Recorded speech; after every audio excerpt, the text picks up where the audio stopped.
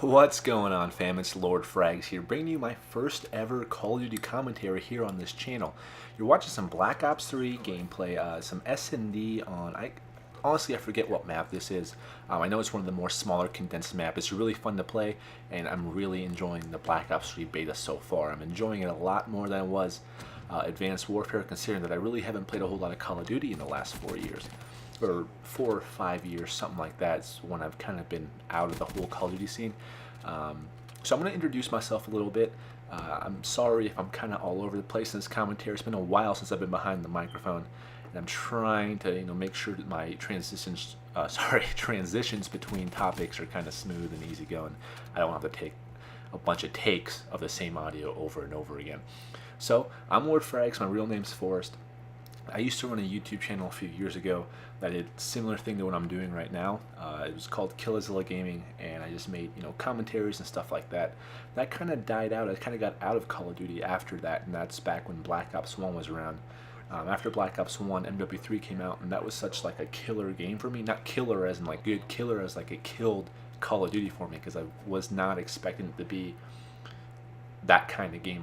I had some really high expectations for MW3 because I was such a big MW2 fan, but the game just didn't feel right for me. I didn't like it, considering that the original team behind MW2 was basically all gone.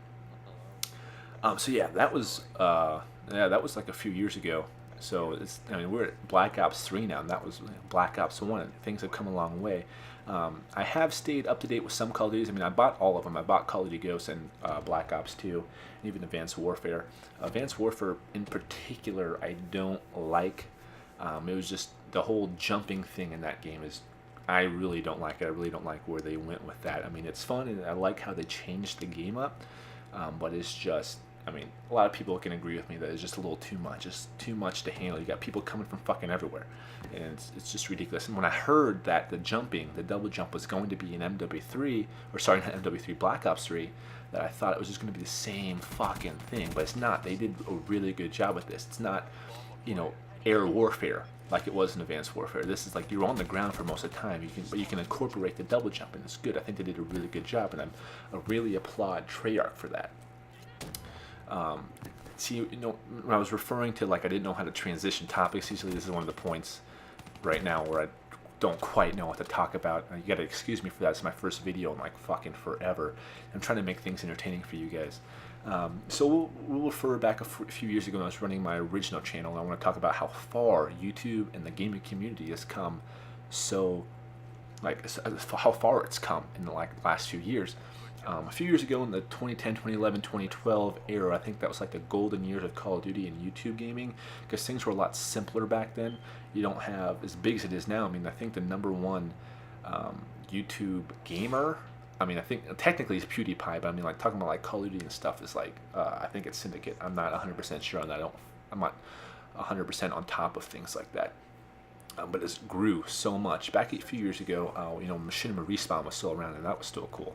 Don't even know what happened to those guys. You had Sark, Nanners, and Hutch. Those were the fucking. Those are the shows you want to watch in the weekend because they're so entertaining. Those are the guys you watch Call of Duty gameplays for. And back then things were a lot things were a lot simpler. You didn't, it wasn't such a big audience, and the technology just for gaming alone has moved up.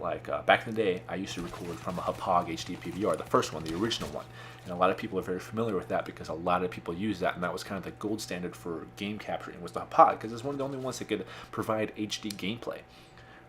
And the thing about the Hauppauge was it wasn't designed specifically for capturing your game from your Xbox, PS3, whatever you had. It was designed to capture like live TV and stuff like that. So when I was using it, I had to set up a bunch of component cables, and there's fucking cords everywhere trying to set this goddamn thing up.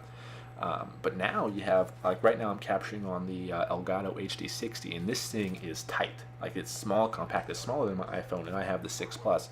And I only have 2 cords coming out. I got the USB cord going to my computer, and one HDMI going to my gaming monitor, which is very simple and very easy. We didn't have this shit back a few years ago. It's ridiculous how much this shit has changed. The microphone I'm using right now is the same one I used way back in the day. It's the Blue Yeti, and I hope it sounds alright. I've been having some issues with the quality on it, and I think I got some of it worked out Not 100% sure on that. I want to see how much time I got left in this video. Oh, there's a few minutes left. So again, I was fucking with the settings, and I'm hoping it's nice. I'm editing most of this on Movie Maker. The Elgato comes with its own capture software, which was nice because back in the day, I don't even remember what I had to use to capture it. I think I downloaded some like third-party cheap software and able to get my gameplay from the Hapag over to my computer. But now I've got like an actual setup, and things are a lot easier for the average gamer, per se. Anyway, let's see what part of the game we are here. I love some S&D. I think S&D is one of the better game types, compared to team deathmatch or even kill confirmed, where the spawns are kind of everywhere. And speaking of spawns, in Advanced Warfare, I'm playing the shit out of Black Ops 3, and I'm really upset that I have to go to Advanced Warfare when this beta's over. But Advanced Warfare, the spawns, man, are fucked up, dude.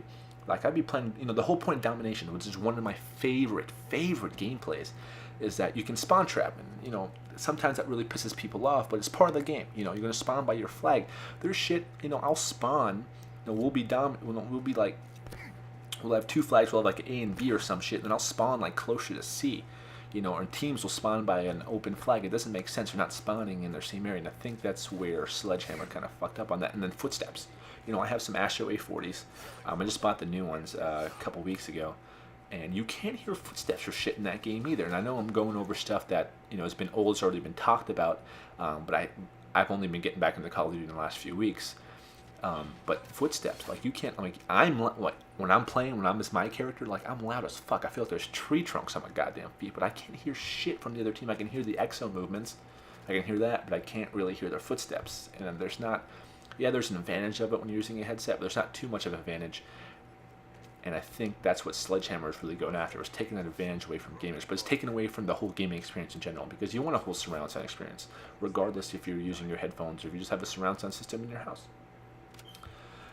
Anyway, what should I talk about next? I hope you guys are enjoying the gameplay so far. It's not too bad, and I'm not that great at Call of Duty. It used to be pretty solid back in the day.